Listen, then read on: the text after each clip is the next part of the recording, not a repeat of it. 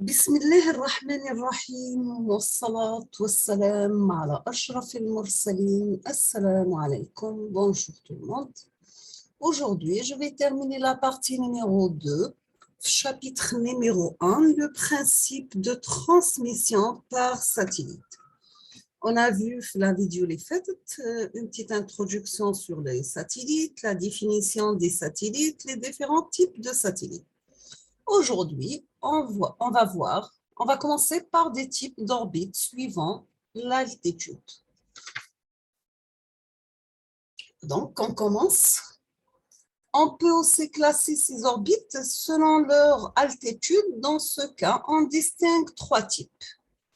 Nous avons premièrement l'orbite LEO ou bien LEO, c'est bien Low Earth Orbit, qui correspond à des satellites évoluant en orbite basse. Exemple, nous avons le Iridium, le Global Star.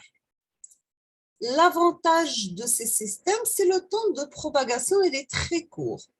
Typiquement, nous avons 10 millisecondes pour un satellite à 1500 km d'altitude.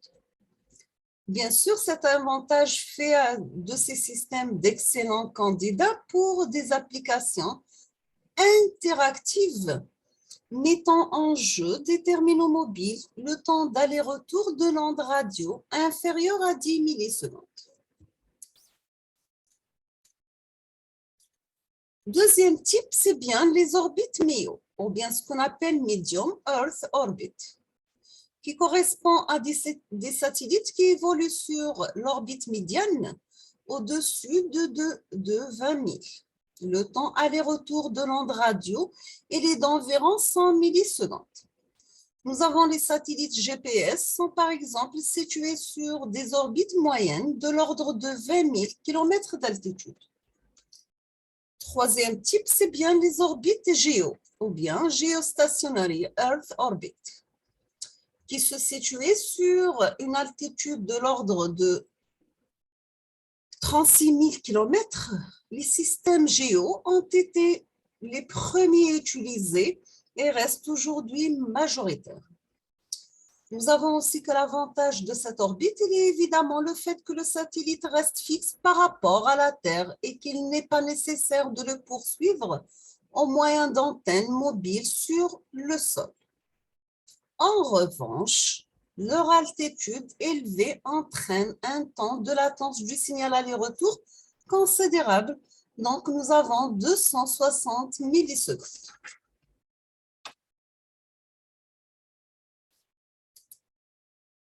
Donc, voici les principales orbites terrestres. Nous avons LEO, MEO et GEO. LEO de 600 jusqu'à 1600 km, MEO de 10 000 à 20 000 km et GEO jusqu'à 36 000 km.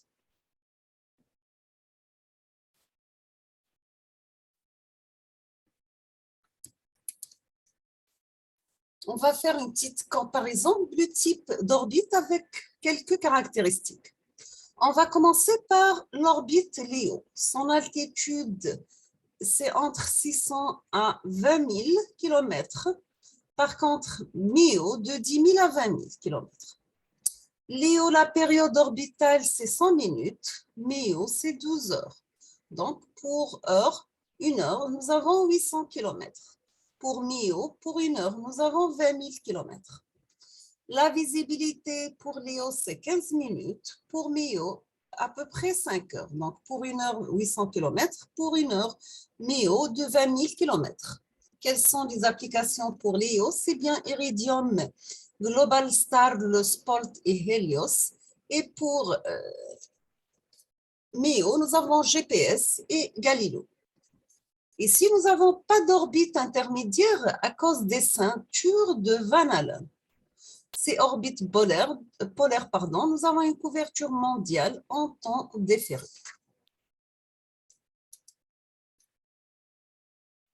Donc, voici une figure où on voit l'équateur sachant que les caractéristiques ne sont pas bien lisibles. Maintenant, on va commencer par l'altitude. C'est quoi l'altitude? C'est l'angle que fait la verticale du lieu avec le plan équatorial. C'est un système de repérage géométrique par construction de cercles concentriques imaginaires autour du globe terrestre, donc permettant de localiser un point par rapport à l'équateur. Il existe 180 cercles différenciés par un degré équivalent à 111 km. Deuxième caractéristique, c'est bien longitude.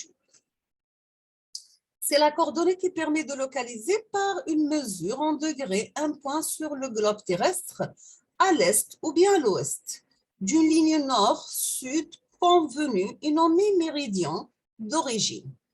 Nous avons la longitude, c'est l'angle au centre de Terre formé entre le méridien de Greenwich et un point quelconque de la surface. Elle est de valeur positive à l'est de ce méridien. Il existe 360 lignes différenciées par un degré équivalent à 111,3 km. Maintenant, on va définir c'est quoi l'altitude et ellipsoïdale. C'est l'altitude au-dessus de la surface de l'ellipsoïde. Donc, nous avons ici, par exemple, le nord, sud-est, l'élévation et l'azimut.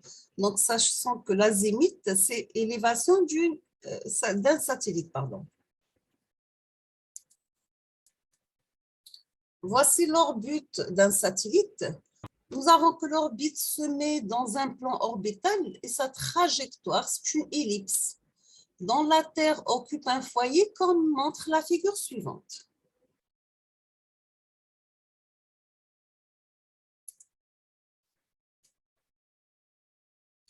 Maintenant, on va définir c'est quoi l'excentricité E. C'est une valeur qui se situe dans l'intervalle 0 à 1 et qui définit la forme de l'orbite. Cette forme part depuis E égale à 0 pour un cercle à de plus grandes valeurs, donnant des figures progressivement aplaties jusqu'à E égale à 1, où l'ellipse s'étend à l'infini et devient une parabole. Nous avons tous les orbites des grosses planètes sont proches du cercle. Pour la Terre, nous avons E égale 0,2068. L'excentricité est exprimée par la formule suivante. Nous avons E carré égale à 1 moins B au carré sur A au carré.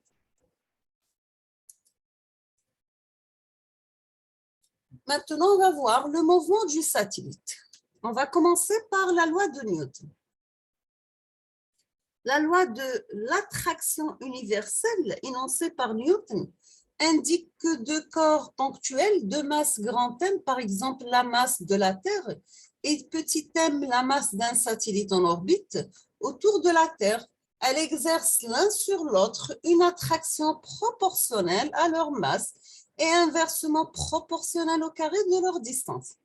Nous avons que cette force est exprimée par la relation F égale G par M fois petit m sur r au carré. G étant la constante universelle de gravitation, G égale à 6,64 par 10 puissance moins 11 mètres cubes sur kilogramme par seconde.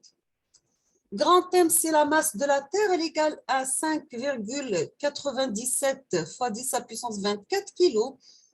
Bien sûr, on définit ainsi la constante d'attraction géocentrique par mu égale à G multiplié par M.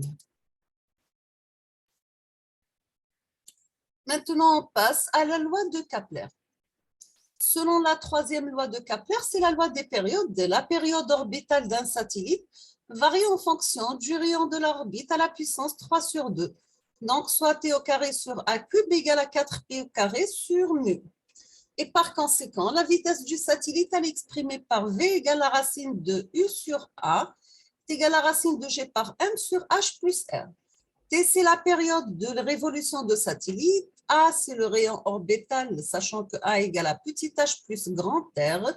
H, c'est l'altitude de satellite. R, c'est le rayon de la Terre qui est égal à 6380 km. Nous avons une remarque que la vitesse et la période de révolution du satellite sont indépendantes de la masse du satellite, mais dépendent de la masse de la Terre et de l'altitude H à laquelle il se trouve. On va prendre un exemple. On vous demande de calculer l'altitude à laquelle doit se trouver un satellite géostationnaire.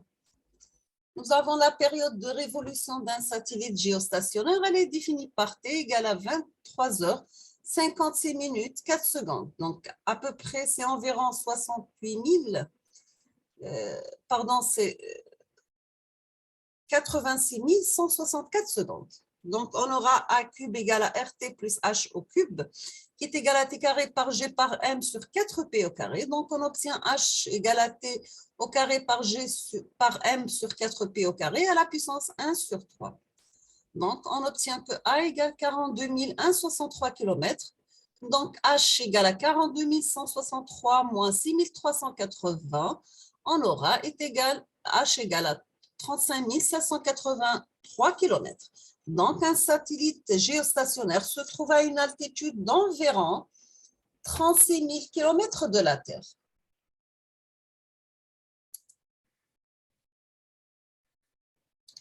Quelles sont les bandes de fréquence utilisées? Nous avons que les bandes de fréquence mises en œuvre pour les communications par satellite sont le plus souvent comprises entre 1 et 30 GHz. En dessous de 1 GHz, les ondes sont principalement réfléchies et diffusées par l'atmosphère.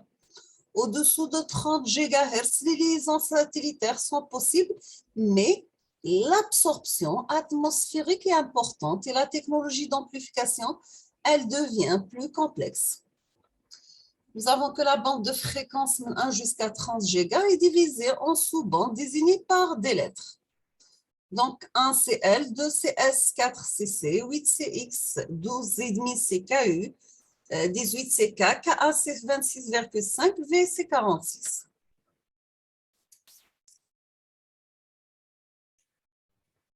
Il existe également une répartition géographique en 3 régions.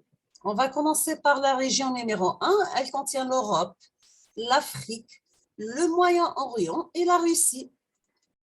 La région numéro 2, nous avons l'Asie et l'Océanie. La région numéro 3, nous avons l'Amérique. Voici des fréquences des services satellites dans la région 1, qui contient l'Europe, l'Afrique et l'Asie du Nord.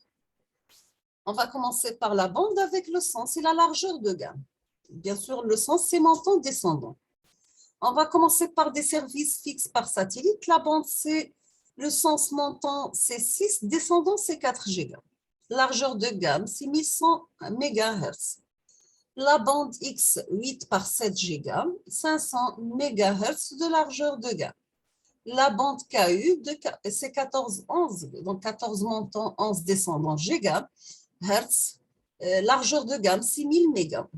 La bande KU, aussi, c'est 14, 12 GHz, avec une largeur de 250 MHz. La bande KA, de 30 à 20 GHz, nous avons une gamme, largeur de gamme, 2500 MHz. Maintenant, on va voir les services mobiles par satellite. La bande L, le sens montant, c'est 1,6. Le sens descendant, c'est 1,5 GHz. Largeur de gamme, 29 MHz. Et maintenant, pour les services de radiodiffusion par satellite, on trouve la bande K. Sens montant, c'est 17. Dans le sens descendant, c'est 12. Et largeur de gamme, nous avons 800 MHz. Donc, dans ce tableau, on va voir la bande, les fréquences et les services. La bande M, les fréquences de 1 à 2 GHz. Les services, c'est bien les communications avec les mobiles.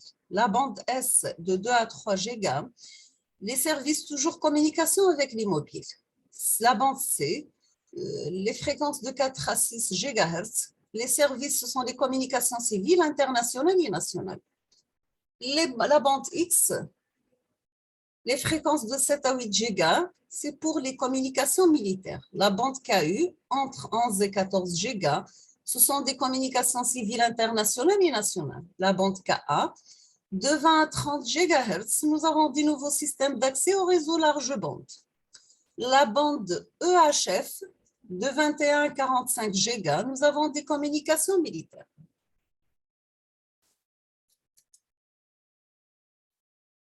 Quelles sont les applications des satellites? On va commencer par la météorologie, l'océanographie pour évaluer l'altitude, le niveau des océans et les anomalies de gravité qui déforment la surface moyenne des océans. À titre d'exemple, le système Dory. Exploration spatiale pour observer les planètes. Espionnage et renseignement, navigation. Nous avons que le premier système de navigation américain était constitué de satellites transit en orbite léopolaire. Ils ont eu un rôle très important dans les débuts de la géodésie spatiale. Des résultats d'une précision surprenante sont obtenus à présent avec les constellations de satellites MIO, exemple le système Navstar GPS, Navigation System with Timing and Ending, Global Position System.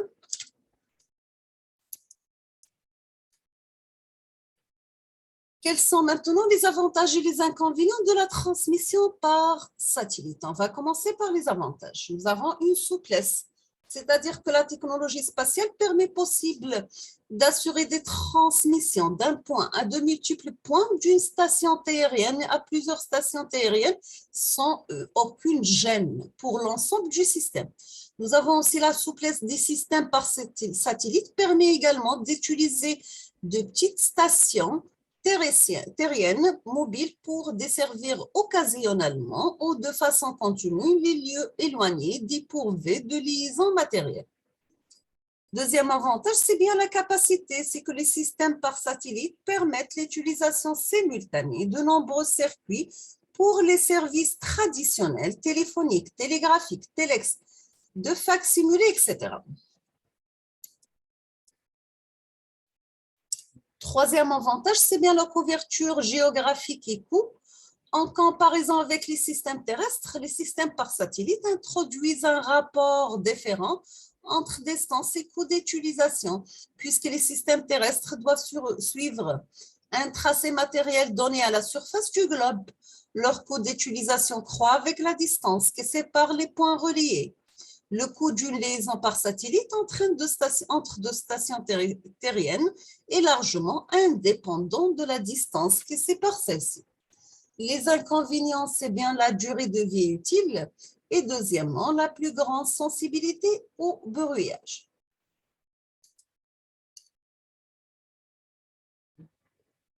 L'avantage, c'est bien, ils ont des relais artésiens élevés, diffusion sur des zones étendues, des relais artésiens adaptés aux télécoms mobiles, installation rapide des stations sol, installation indépendante des infrastructures terrestres, flexibilité, permet la surveillance de tous les points du globe, ils sont discrets et peu vulnérables. Leur inconvénient, c'est bien, ils ont une trajectoire prédictible, changement d'orbite possible mais coûteux, le temps de propagation est élevé de 1 à 8 secondes pour un satellite géostationnaire. Nous sommes arrivés à la fin de ce chapitre. Je vous remercie infiniment pour votre attention. N'hésitez pas si vous avez des questions et à la prochaine vidéo, Inch'Allah. Merci beaucoup.